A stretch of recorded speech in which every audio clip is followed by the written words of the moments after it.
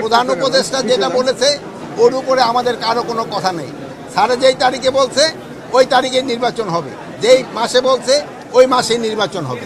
কে কি বললো ওইটা শোনার আমাদের কোনো দরকার নেই।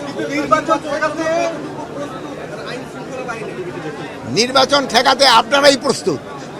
নির্বাচন ঠেকাতে হলো প্রথম প্রস্তুতি দরকার হলো রাজনৈতিক পার্টিগুলি যারা নির্বাচন অংশ। তারপর সবার আগে আপনি যদি বলেন যে জনগণ যেসব নির্বাচনে মুখী হয়ে যাবে কেউ এটার বাধা দিতে পারবে না।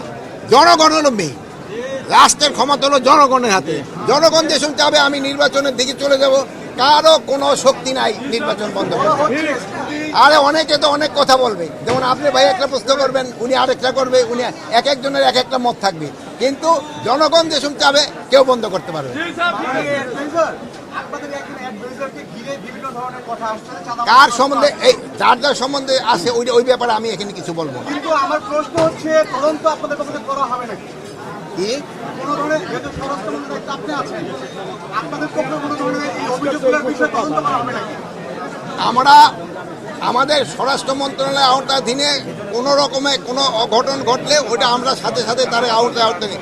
আরেকটা জিনিস ভাই আপনাদের অনুরোধ করব, আপনারা মাদকের বিরুদ্ধে সোচ্চার হন। মাদকের বিরুদ্ধে আপনাদের সোচ্চার হতে হবে, যেহেতু এই মাদক কিন্তু আমাদের সমাজটাকে ধ্বংস করে দিবে।